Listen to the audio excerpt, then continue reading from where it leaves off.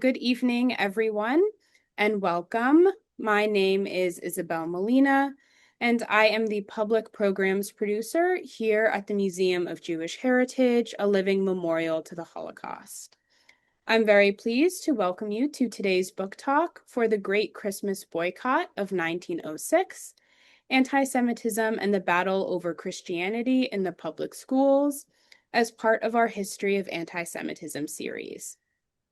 Here at the museum, we are dedicated to the crucial mission of educating our diverse community about Jewish life and heritage before, during, and after the Holocaust.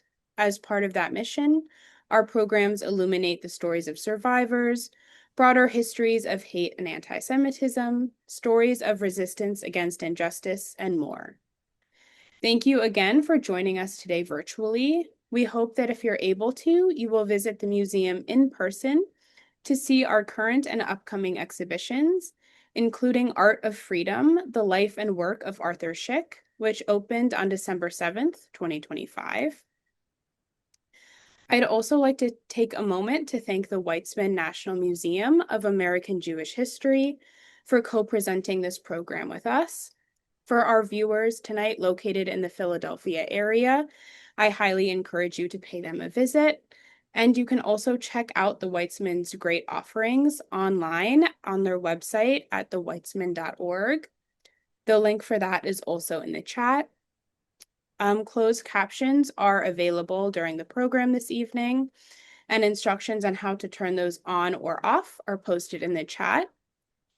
If you have questions for our speaker during the program, please put them in the Zoom Q&A box, and we'll get to as many as we can at the end of the hour. Again, that's the Zoom Q&A box and not the chat. Now, today we are honored to be joined by Scott D. Seligman. Scott D. Seligman is a national award-winning writer of narrative nonfiction and biography with an interest in the history of hyphenated Americans. He specializes in bringing little-known but crucial moments in history to life with drama and meaning. A former corporate executive who holds an undergraduate degree in American history from Princeton and a master's degree from Harvard, he has written 3 books on American Jewish history, including The Great Kosher Meat War of 1902, which won gold medals in history in the Independent Publisher Book Awards and Reader Views Literary Awards, and was a finalist in the 2020 National Jewish Book Awards.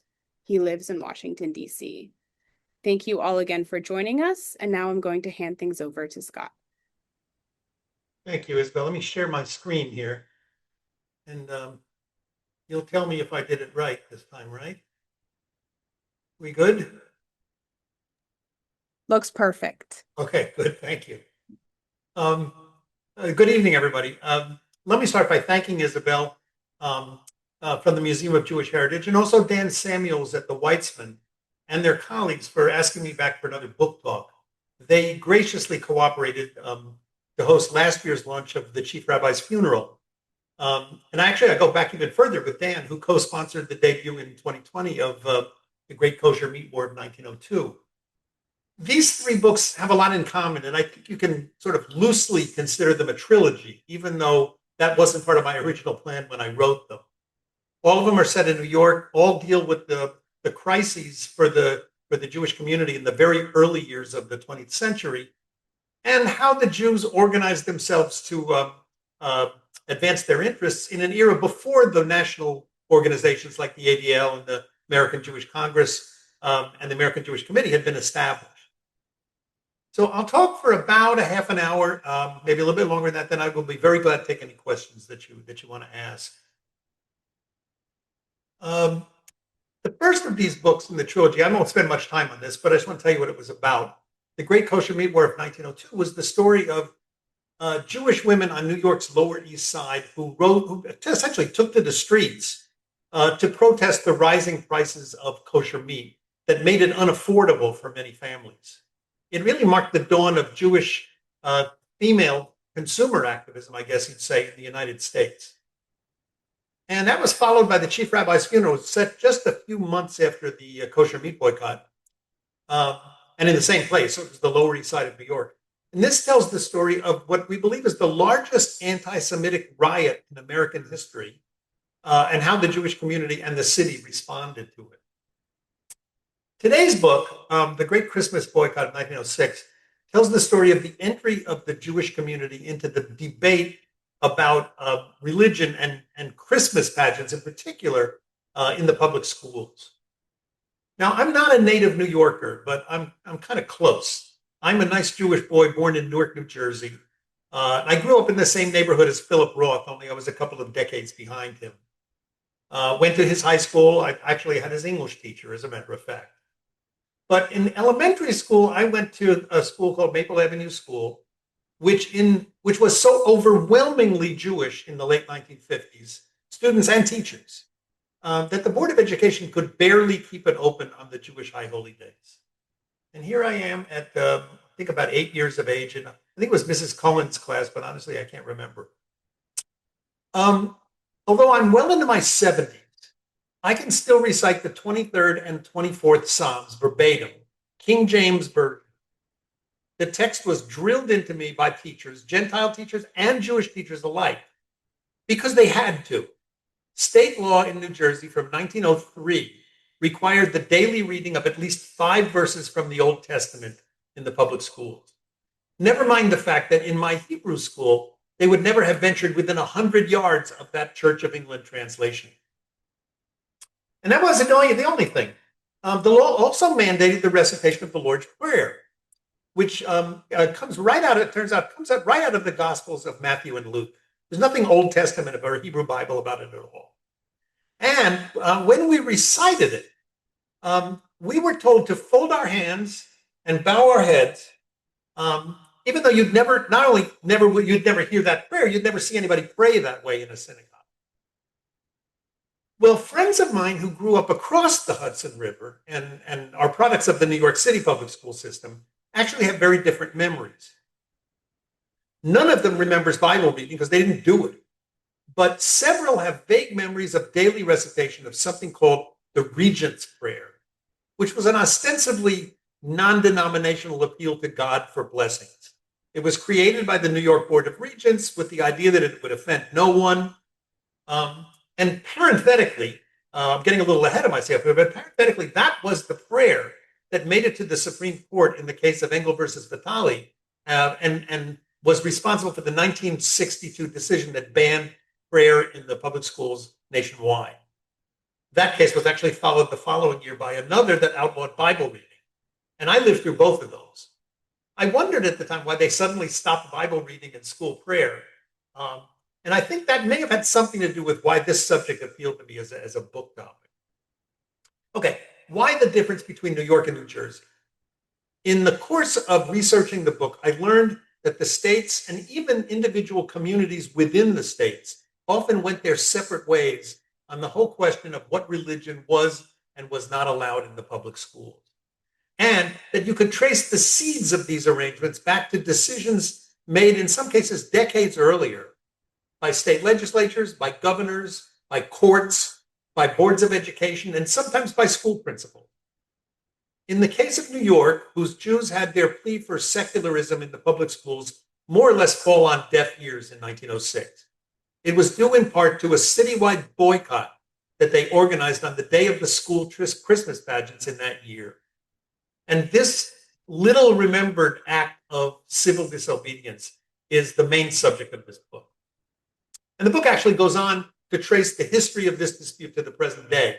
But in the interest of time, I'm going to talk today about 1906. And I'll take questions after that. If you want to ask about what happened later in the century, I'll be happy to answer them. But I won't focus on them as part of the presentation. Now, it bothered me as a kid that we were being taught to pray as Christians in the public school. And it has always bothered me that Christmas is a legal holiday in the United States. I have never understood that. I'm not anti-Christmas. I love the songs and I love visiting friends with Christmas tree. In fact, I've always had sort of a case of Christmas tree envy. I've just never thought that the public schools were an appropriate venue for Christmas celebrations. And so when I happened on this event, I knew this was something I wanted to write about. All right, so let's get into it. Return with me now to those thrilling days of yesteryear, in this case to Brownsville, a community in Brooklyn, New York, where Jews some from the Lower East Side and some directly from Europe flocked um, after the Brooklyn Bridge made it easily accessible in 1888. The community was overwhelmingly Jewish at the turn of the century. And the story begins at PS 144, which had opened only the year before. Like Brownsville itself, the vast majority of its students, there were, I think, 2,400 students in the school, were Jews. But the principal was not. The principal was a man named Frank Harding.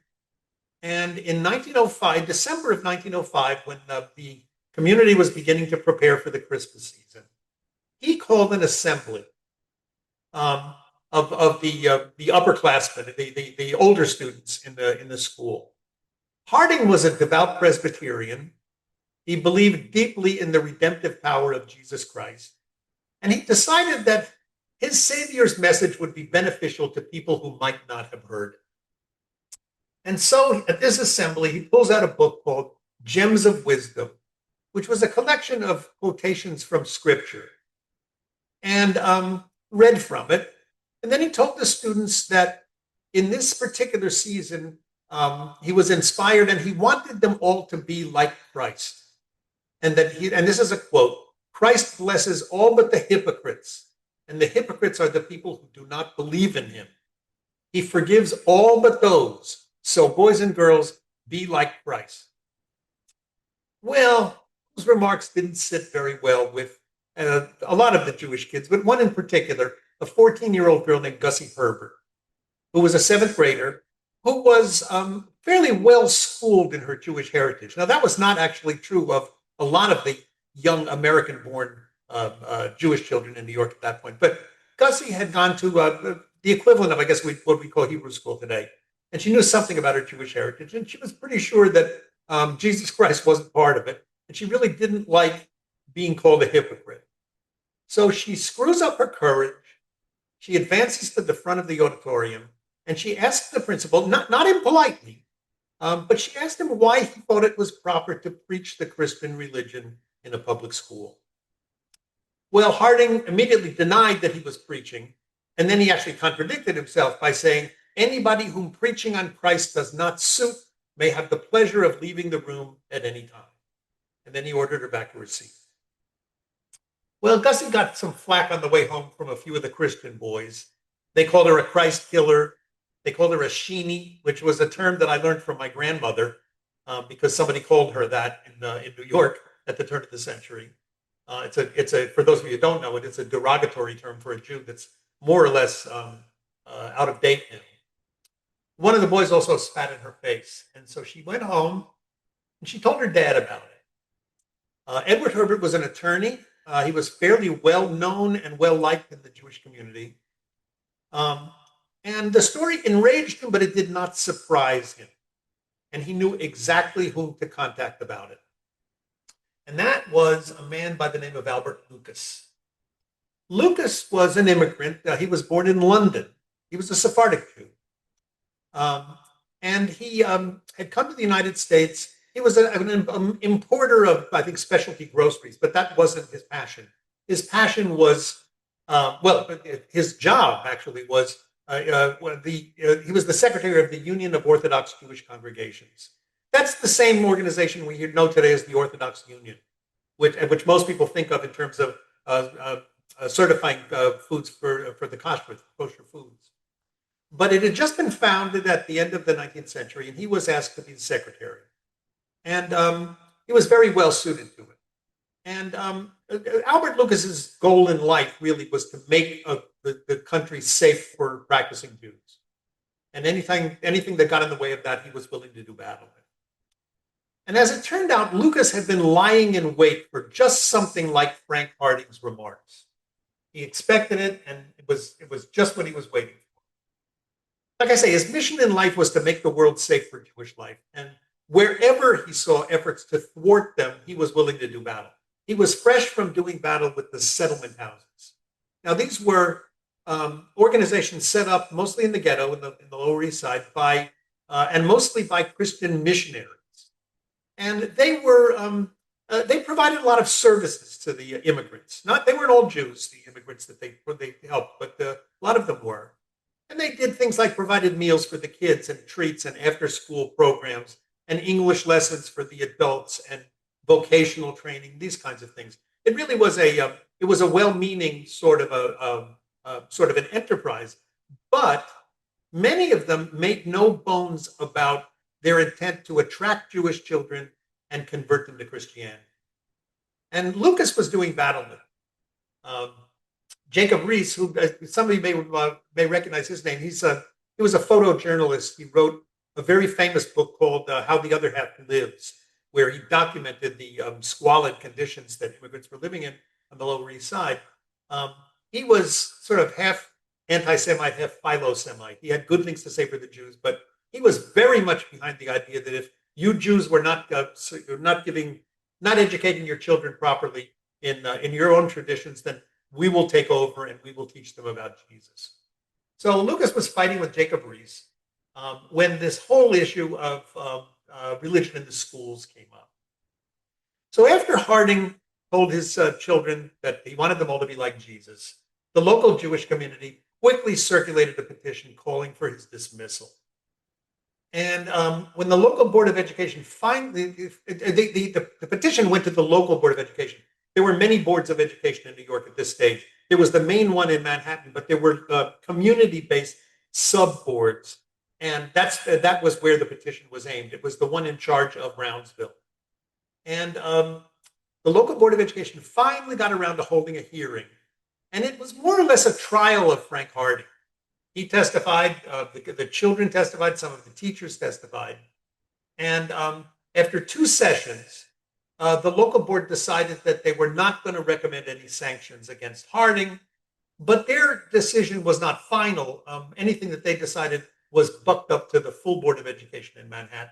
And so that's what happened. And it went to the Committee on Elementary Education of the Board of Education in New York to pass on their decision. And that was run by a man named Abraham Stern, who was himself a Jew. And some thought it was a good omen that there was a Jew in charge of this committee. They thought they'd get a pretty good hearing. But they soon realized that Stern was a different sort of a Jew. He was one of what they called the uptown Jews. He was of German extraction. The German Jews had, and this is an overgeneralization, but the German Jews had mostly come earlier than the Russian immigrants who began to come in the 1880s. The Germans, a lot of them came in the mid-century. They may have started out in the Lower East Side, but by this time, a lot of them had achieved great success and had moved uptown, or at least to midtown. And they had acquired some wealth, and they had acquired a certain amount of acceptance among Gentile New Yorkers. That's something that they guarded very jealously. And the uptown Jews recognized that they had an obligation to their brethren who were now living on the Lower East Side, the ones who had come from Russia and from Eastern Europe. But they didn't really want them in their clubs. They didn't really want to socialize with them or bring them into their synagogues. But they did give money to set up a settlement house here or there of their own and to fund activities on the Lower East Side that would help Americanize the newcomers from Russia and from Eastern Europe. They were embarrassed by the new immigrants because they were afraid that they were going to disrupt this grudging acceptance that they felt they'd already achieved from Gentiles. And it went 2 ways. The Russian Jews, they looked at the synagogues they looked at the Reformed temples, for example, uptown, and they would go into one of these things. They thought they were in a church. Men and women sat together. There were no kippot. There were organs on Shabbat, all sorts of things that you would never see in an Orthodox synagogue. So there wasn't a lot of love lost between these two communities, but there was a recognition that they were brethren. So Abraham Stern was not ultimately very sympathetic to this campaign against Frank Harding. And he just thought that the Eastern Europeans just didn't know their way around the United States. They were making a mountain out of a molehill. He didn't see anything particularly bad about talking about Christmas in the public schools. And I should also mention, he was a member of a club called the Harmony Club, which had been started in the middle of the century because the Jews weren't welcome at the Union Club. They set up one of their own. For the first 20 years of the Harmony Club's existence, in fact, its official language was German. It was the Gesellschaft Harmony. Finally, they switched to English. But what it was said about the Harmony Club was that their motto was, what was it? It was more Polish and less Polish. Give you some sense of how they looked at the Lower East Side. Okay, well, this and the next 4 slides are illustrations from a book called, from a magazine called Frank Leslie's Weekly, which was, think of it as sort of the Life magazine of the era. It was an illustrated publication with tens of thousands of subscribers. Now, I came to realize at this juncture, when I started digging into the research, that although Lucas and the petitioners felt that there was somehow a Board of Education conspiracy akin to what the Lower East Side settlement houses were doing to convert the Jewish children, that really wasn't what was going on. That's how it appeared to some of the Jews, but that wasn't what was going on. So the Board of Education really wasn't out in the conversion game. But that didn't mean that there weren't some people who really were, and who really thought that the public schools would be a great vector for bringing Jewish children to Christianity. And this article told the story, this article that appeared in 1905 in Frank Leslie's Weekly. It showed a step-by-step sort of a how-to guide to indoctrinate non-Christian children with what they called the symbols and joys of Christmas. And the article asserted that the joy and gift giving of the Christmas season was the best way to, the word they used was improve the homes of the immigrants. And it was illustrated with a full page of photographs of Lower East Side children over the caption, "Benighted children taught to celebrate Christmas." The youngsters were not explicitly identified as Jews, but it was pretty clear which benighted children the author was talking about, because immigrant Christian children didn't need an introduction to Christmas. So it starts out with pupils going out to get the Christmas tree and then bringing the tree back into the schoolroom. And then the tree with its loads of gifts as an object of admiration. And then finally, delighted children enjoying the new and novel toys that are allotted to them. So in the eyes of this particular author of this article, this was a wonderful thing, that they were going to bring the Jewish children to Christianity. Well, what the board ultimately let Harding off really more or less with a slap on the wrist. They didn't exonerate him. They criticized what he had done, but they really didn't punish him in any significant way.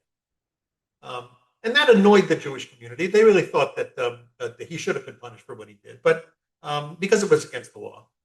But Lucas was already sort of thinking beyond the wind. What the board did not address in the decision about Lucas was any of the larger issues, and Lucas wanted to pursue them to get some answers. These are the questions. He wanted to know what religion was and was not allowed in the public schools. Harding had read the Lord's Prayer. Was that allowed? He had allowed Christmas trees and images of Jesus and the Madonna to be displayed at the school. Were they allowed? What about Christmas pageants? Were they okay? And the board had not opined on any of this, and Lucas was trying to keep their feet to the fire, so they actually put out some guidelines that could be enforced. And so he followed up, and he asked for the guidelines, but he also asked that before they made any decisions, that he asked that they agreed to hear from the Jewish community, and they agreed. And so he set out to pull together a panel to talk to the committee of the Board of Education about why it was so important to have these rules and to push religion out of the public school. And the delegation, there were about 20 people that came, including several prominent rabbis. Now, when the Orthodox Union was formed, in their charter, they not only talked about advancing the interests of Jews and making the world safe for Judaism, they also explicitly denigrated the Reform movement. They felt that as the Orthodox Union, that the Reform Jews were enemies, that they were taking Jewish kids away from traditional Judaism, And so Albert Lucas had no use for the reform movement at all. However, he bit his lower lip and he invited reform rabbis to talk to the board committee as well. This actually was an issue in which there was very little daylight between the Reform Jews and the Orthodox Jews. There were a few Reform Jewish rabbis who thought this was a mountain out of a molehill. They didn't think it was any great danger to the Jewish kids to have Christmas trees in the public schools. But by and large, the Reform movement and the Orthodox movement were very much aligned here. And each of these rabbis that he brought in took a different tack in trying to explain to the board why Christianity didn't have any place in the public schools. But the Board of Education was torn. Abolishing Christmas exercises would incur tremendous enmity on the part of the Christians, but doing nothing about them would enrage the Jews. And the Jews were a growing force in New York. They were at least 20% of the city at this point and of the voters. And they couldn't really be ignored the way they probably had been in the 19th century. So despite the fact that Christmas 1906 was now coming up, because this whole thing had taken almost a year of back and forth and discussions and hearings and things. So Christmas 1906 is coming up, and they did what boards of decision-making boards did the world over and throughout history. When they didn't know what to do, they did absolutely nothing. And so when they did nothing, it meant that it was going to be business as usual in the public schools at Christmas time, which basically said that the principals were free to do as they pleased. And that had not worked out very well in 1905, and the Jewish community was pretty upset about it. And that was that. And when the students were told that they should come to school on December 24th, 1906, in their best clothes to take part in the Christmas pageant, and when it was clear that despite requests, there was no movement to give Jewish children excuses for these assemblies. That was the last straw for Lucas and company. And a call for a boycott of the public schools appeared in the Yiddish newspapers. And there it is. There's one example of it. Don't send your school to children on Monday in the Morgen Journal. And mothers dutifully kept their kids home. Some schools were more effective than others. And actually, how successful the boycott was in keeping children out of school kind of depended on which newspapers you read. If you read the New York Times, the Times estimated that on the Lower East Side, somewhere between 20 and 25,000 children, about a third of the school population, remained home. But the Yiddish papers, the Wahrheit and the Tageblatt, reported that many schools were largely empty, and that in Brooklyn, the absentee rate was somewhere between 50 and 75%.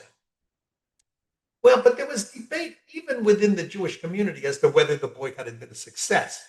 For one thing, some of the schools hadn't really needed boycotting. The principals had actually gotten the message, and they'd either taken as much religion as they could out of the celebrations, or they had eliminated them entirely. But still, they were boycotted just like everybody else was.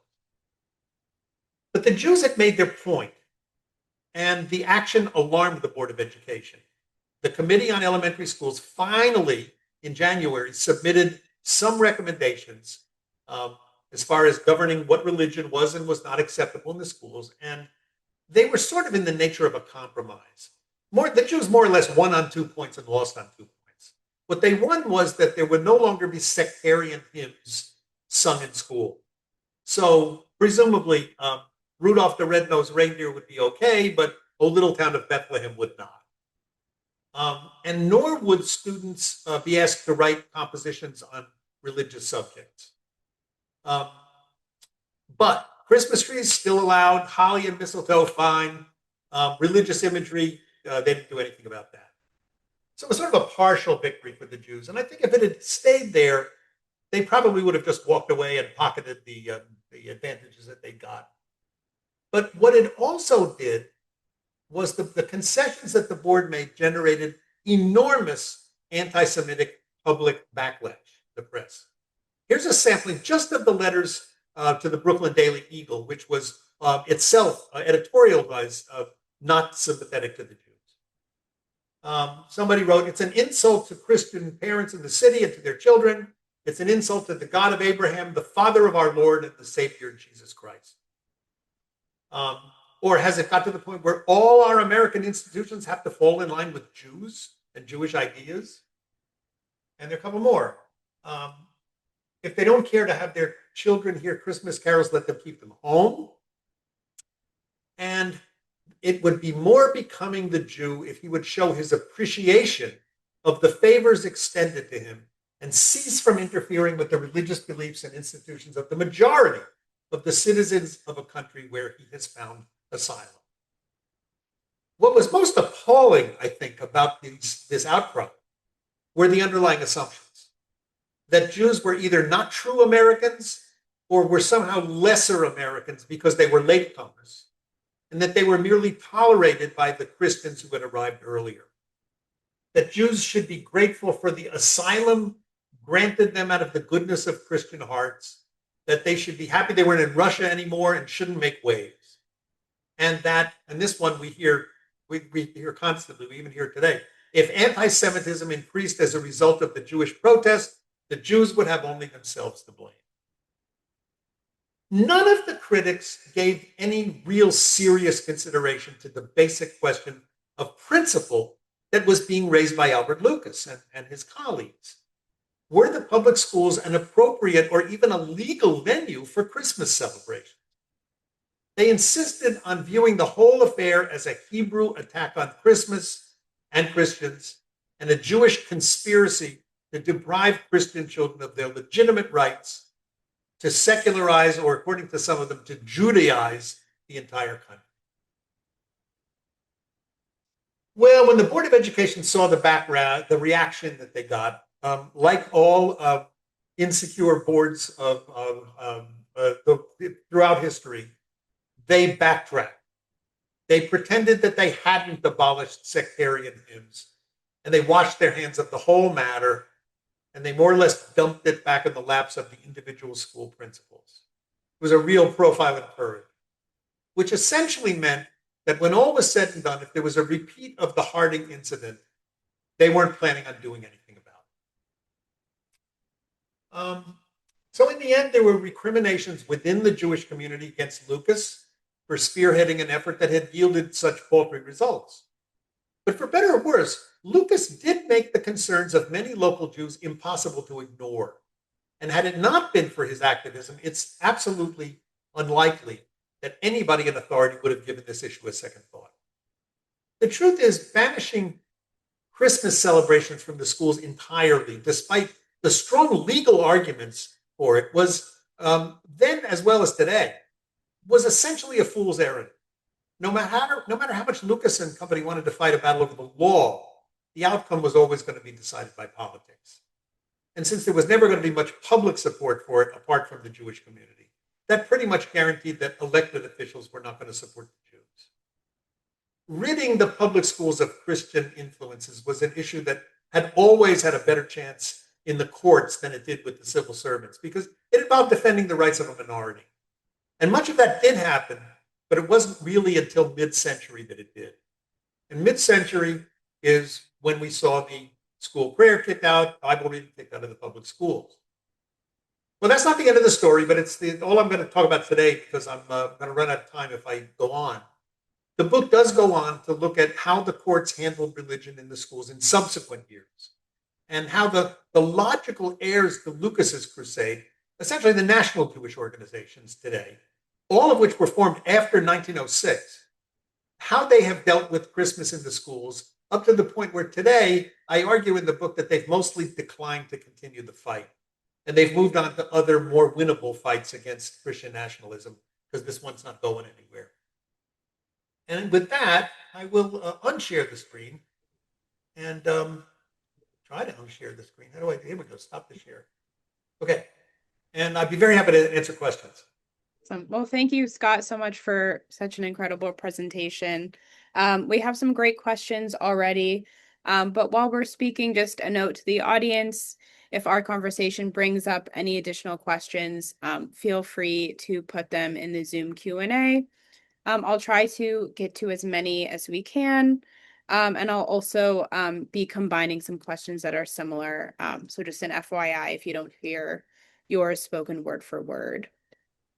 I'll start with sort of an introductory question we got for you, which is what inspired you to write this book? Was it your own experience as a child in schools, or was it some, piece of history that you came across? I was the kid who always wondered why Christmas was a legal holiday in the United States. It didn't make any sense to me that we have an establishment clause in the Constitution that essentially says that government can't establish or a religion or promote one over another one. It didn't make any sense to me that a holiday that wasn't my holiday was a legal holiday.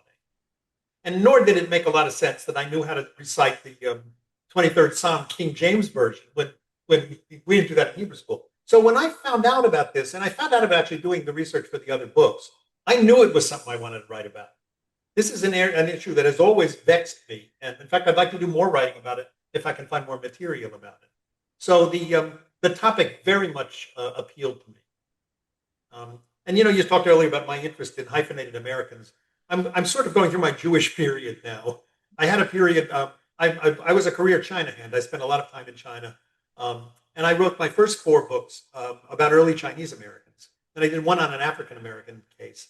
And the last few books have been about Jewish Americans, which is my own tradition. I believe my great grandmother was living on the Lower East Side during the kosher meat boycott. And although I can't ask her, I choose to believe that she was part of it. So this is my own tradition I'm writing about as well. Well, thank you so much for sharing. We have sort of another related question. You mentioned you first heard of this specific story doing the research for your other books, but someone is wondering if you might be able to talk a bit more about the research process for this book and what primary and secondary sources Sure. you used for the research. These 3 books, I have relied a lot on newspapers. Mhm. Some occasional memoirs as well, but the newspapers in particular. What a lot of people don't know is that with the advent of the internet and technological advances, um, most early American newspapers are available online. And not only are they online, they are keyword searchable, which is to say they put them through what's called optical character recognition so that it's not a dumb PDF file. You can actually look for a particular word. This is a tremendous step forward for researchers. I'm old enough to remember the microfilm readers at the library, where you you pick out a spool, hoping that that was going to be the period where you'd find an article you were looking for and a publication where you'd find it, and you'd get dizzy, going through the microfilm, hoping you'd find something. This turns that whole process on its head. You put in a keyword, you not only find things you were looking for, you find things you weren't looking for, and you find things that you never would have dreamed might exist. When I wrote a book, I wrote a biography of a Chinese American man, and I searched for his name with various permutations and spelling. I found an article about him in an Iowa newspaper, Postville, Iowa Gazette, I think it was called. He never went to Iowa. As far as I know, I've traced his whole trip travel through the United States. He never went there. I would not in a million years have thought to search that particular newspaper. But the article popped up and found me, and it was very useful in writing one of the chapters.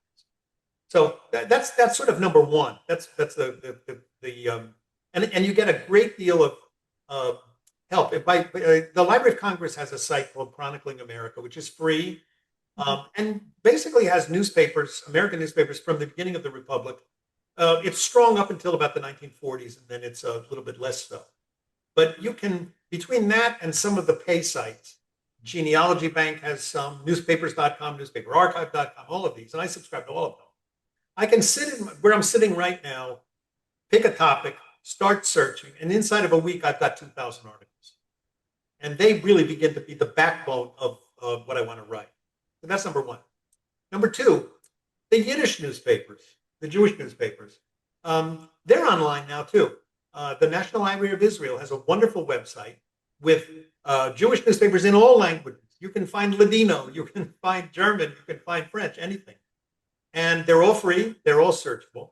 And with a little help from artificial intelligence, you can actually get a very serviceable translation of a Yiddish article without a translator. The computer will do it for you. So, and Yiddish newspapers exist for this period from various traditions. There's an Orthodox paper, there's socialist papers as well. So you even get different perspectives within the Jewish community. The third thing I use is all of my tools of genealogical research. I'm also a genealogist. I've spent a lot of time tracing my own family, and I know how to find census records and court records and immigration records and vital records and things like that. And so, if you're looking to do research on a particular person, you get a lot of background information that's factual, that really helps you round out a portrait of somebody. And in some of the earlier ones, I also actually did genealogical research on the people I was writing about, and I found descendants in hopes of getting photographs of, great grandma, that sort of thing. So all of those things kind of go together. Takes me, most of a year, I guess, to gather all the information, and within a year and a half, I can usually turn a book out, but only because of the advances in technology. Well, thank you for sharing. We have a couple questions sort of more related to the specific history you talked about. One viewer is mentioning how you discussed that, Christmas pageants were a way to sort of, quote unquote, bring Christianity to these non-Christian students. Right. And one of our viewers is wondering if anything similar was done around other Christian holidays such as Easter. I didn't see much on Easter. Mhm. I really didn't. It was mostly about Christmas, but it was also more generally about Bible reading and about prayers generally, because there was Bible reading every day in the public schools, and it was not the Hebrew Bible, at least not a translation that we would consider an appropriate translation of the Hebrew Bible. But it reminds me of another point I didn't make during the presentation. This whole issue of religion in the schools was a non-issue for maybe the first half of the 19th century. But because America was Protestant in those days, there was very little argument about it. Everybody thought that moral education belonged in the public schools, and there was nobody to argue with. When the Catholics started to arrive in mid-century in large numbers, and they felt very definitely that the Protestants were looking down on them, they raised a lot of issues. For one thing, the King James Bible is not their Bible either. They have the Douay Rheims Bible. It's not the same. It's not just the translation's different. There are books in the Bible, the different books in the two versions of the Bible. And they wanted to use their Bible, especially in school districts where there were large numbers of Catholics. They didn't make any progress, or very little progress, and they more or less by the second half of the 19th century concluded that the public schools were irredeemably Protestant, and that rather than try any harder to try to get them to address Catholic issues, they would set up schools of their own. And hence the beginning of the Catholic parochial schools in the United States. The Jews had a very different take. The Jews loved the public schools. They were free. They were a ticket to acculturation. They would teach their kids how to be Americans, and they could advance because of the education they were getting there. There were some Jewish schools, but there weren't a lot of them, certainly not the level that the Catholics did. So, interestingly enough, the Catholics kind of supported the Jews in this battle, but not really for the same reasons. I think they just liked the fact that somebody else was trying to stick it to the Protestants and take the truth. But to give you the other side of it, the Protestant view, I think that they were sort of surprised when all of this brouhaha happened, because for a lot of them, the idea of being American and the idea of being Christian had more or less been conflated. They didn't see any real contradiction between those two things. And they were surprised when people started to pick it apart and say, no, that's American, that's religious. And so they were reactionary about it when people wanted to change things. Hence the arguments about these Hebrews, these uppity Hebrews who are coming and trying to turn things on their head. They should just be grateful they're here and shut up. So anyway, that's more than the answer to your question, but it reminded me of something else I wanted to say. No, thank you. It's very, very interesting context. And probably unsurprisingly, we have a couple questions now about Hanukkah since we talk so much about Christmas. We have someone asking if you know when the sort of tradition of including Hanukkah celebrations and Hanukkah songs in schools was started, and also if you know about the history of when Hanukkah sort of became thought of as the quote unquote equivalent of The Christmas. Jewish Christmas, yeah. Yes, exactly. Well, it already started when I was in school. And the reason I know that is I polled a lot of my classmates from elementary school with whom I'm still in touch. And I wanted to know if we'd had Christmas trees. Nobody remembered Christmas trees from Newark. I wanted to know if we'd sung Christmas carols. And one girl, she's not a girl anymore, she's in her 70s like I am. One woman that I asked, she said, we must have, Scott, because I can sing all the words to I Have a Little Dreidel. And we didn't learn that in the Presbyterian Church, I promise you. So obviously we were singing songs like that. I didn't really realize it. But again, that was a Jewish neighborhood. And what you would see in a Jewish neighborhood in New York or New Jersey or Connecticut or where I grew up is not what you would have seen in Kansas or the Great Midwest, where nobody thought there weren't even a lot of Catholics in some of these communities. And in fact, there was even one article I read about a Midwestern school where somebody raised the issue of Christmas in the public schools. It was actually an atheist; it wasn't a Jew that brought it up. And the advice that the principal gave to the teacher was, if nobody complains about it, go ahead and do what we're doing. We only have to deal with it if somebody complains about it. Now, the whole idea of Christmaka, of celebrating both holidays, it was popular in the 50s and 60s, and I guess in the 70s as well, in the schools where there were lots of Jewish kids. But at the end of the day, it was just a sop to the Jews. It's not a solution to the problem. We're not the only two religions in the United States, and a lot of the rabbis didn't like it very much. There were some that did. The Jewish community was split on this. Some just felt that if we're getting any recognition in the public schools, we should be happy. These are the same people that like the national menorah behind the White House. I personally don't. I don't think it belongs there any more than I think the national Christmas tree does. But there are some people that felt that it was a step forward for Hanukkah to be at least recognized by the government in that way. But a lot of the rabbis didn't like it. And nor does anybody approve of conflating these holidays, because they're nothing alike. They just happen to arrive at the same time. Well, thank you for sharing that. We have a couple other questions about sort of bringing this history into the future and to other cities. We have someone who's asking if you know if any similar boycotts or actions against Christmas pageants happened in other cities across the U.S. and if any happened after this one in 1906. There were some, yes. I did a whole chapter on what was going on in the rest of the country at around this time. And there were Jewish communities that did object in other places. There were some in Connecticut. There was a kindergarten teacher, I think a Jewish kindergarten teacher in Philadelphia, who didn't want to do Christmas programs and got pilloried for it. Because there was this general sense that we had always done it this way, that Christmas belonged in the public schools and it was just the Jews making waves. And that was the saddest thing about this book, was that the Jews were right about this. They had the law on their side. They didn't, interestingly enough, they didn't have the Constitution on their side at this point, because the Establishment Clause of the Constitution is part of the First Amendment.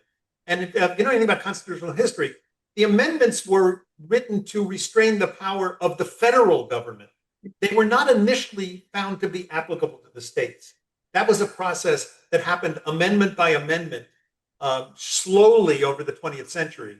And I don't think the First Amendment was found applicable until something like the 1940s. So there was no violation of the First Amendment, but there was a violation of the Constitution of the state of New York. There was a violation of the charter of the city of New York, and there was a violation of the Board of Education's own rules when this happened. But it didn't matter, because this was not an argument that was going to get settled by the law. And that was hard for me to accept as a good American boy that believes in the rule of law. But this was a political hot potato. And if you think that Christmas celebrations in America's public schools are a thing of the past, I've got some property in Gaza I want to sell you, because it's just not the case.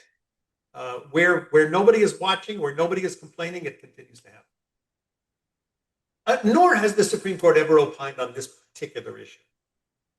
They have never specifically decided anything about Christmas in the schools. There have been decisions about a creche on public property that have clearly have implications for this, but there's never been a particular case. And frankly, at this stage with this Supreme Court, I'm just as happy that doesn't happen that way. Well, thank you for sharing that. We have another sort of related question. If you know, if any other groups aside from Jewish groups, either other religious groups or activist groups, opposed Christmas pageants in public schools, either in 1906 or if there's a history of that happening Later, then. later, yeah, later it did. Um, the In the mid-century, Mhm. in fact, the plaintiffs in Engel versus Italia, the court case that proved prayer out of the public schools, were Jews and Christians. Mhm. You know, you don't have to be, you can't assume that just because somebody's Christian that he wants Christmas in the public schools. There were a lot of Christians who didn't feel that way. Plus, there were atheists and agnostic groups and things like that that also raised these from time to time. And the reaction that they got in the state courts and the state legislatures was all over the map. There was no consistency. The one thing would be found constitutional in one state that was found unconstitutional in another state. So as long as there wasn't any federal governing rule, which there wasn't at this point, it was a patchwork. What you could do in one state, you couldn't do in another one. Like my learning in New Jersey, you know, we did Bible reading in Newark, but they didn't do it in New York. We have another now sort of different question about the different movements within the Jewish community. You mentioned that on this particular issue, the Orthodox Union and the Reform movement saw eye to eye pretty much, but that had not been the case. A viewer is wondering if their work together on this issue, you know, inspired collaboration in the future, if it was sort of a one and done type of situation. I think I'm not real sure. I didn't really look too far into the future about that particular issue, but my sense is that they have always collaborated when they could, Mhm. when there was a consonant, when they agreed on things, and when there was a common enemy. Mhm. That's when that mostly happened. But they also were at each other's throats for other reasons as well. Like I say, Lucas had no love for the reform movement, and when they finally set up the New York Kahila, which was a short-lived citywide governing board, an umbrella group for the Jews, Lucas backed out of it. He really didn't want to give more power to the Reform Jews because he really saw them as a problem. But they were fellow Jews. There was a council of I don't think it was called a council of ministers. It was a council of rabbis um, where with the Orthodox and the Reforms they sat together. Um, in other areas they also found common ground. For example, divorces. Um, the Orthodox in particular, they ran into real trouble with religious divorces because a lot of Jews would just get a religious divorce, get a get from the rabbi, and then go ahead and marry somebody else, and they were technically bigamists as far as the city was concerned. So Yeah. the rabbis had to get together on how they were going to handle this when people approached them for religious divorces and marriages, things like that. So there were commonalities. There were things that they faced together. Um, I don't know that I would say this one was the seminal case that where they sang "Kumbaya" together. I don't think they did. Thank you. We have a few minutes left, so we're not going to get to everyone's questions. Apologies in advance. But we have time for a couple more. So we have a couple sort of more individual questions. First, this should probably be a quick one, but someone is wondering if this book will be coming out as an audiobook in addition to a physical Yes, it copy. will. We have optioned the rights for an audiobook, um, and I've even suggested a narrator. Normally, the author doesn't get to choose a narrator, but I've made the case several times to the audiobook folks that um, you can't have an uninitiated narrator who's going to mispronounce all the Yiddish words. That doesn't work with a book that's going to have a very high percentage of readers who are Jewish, who will know better than the narrator. So I've made a suggestion, and I haven't heard back yet whether they're going to take my suggestion. But somebody else has recently recorded the Great Kosher Meat War, and he did a very good job. So I hope to see it. I think it'll happen this year, as a matter of fact. Well, thanks for sharing, and we're all hoping that they'll go with your choice for narrator. I'm sure this group can appreciate the importance of getting the Yiddish correct. We have maybe a couple more. We have someone who is asking, in your research, did you come across anything in this story that really surprised you or that you weren't expecting? Surprised me. Hmm. Mhm. What surprised me about it? I guess the um, the vehemence and the nastiness of the anti-Semitic reaction. I found it kind of jarring. Um, and what it really ultimately shows is how important this was to the Christians. That they insisted on seeing it as an attack on on their holiday, which it really wasn't.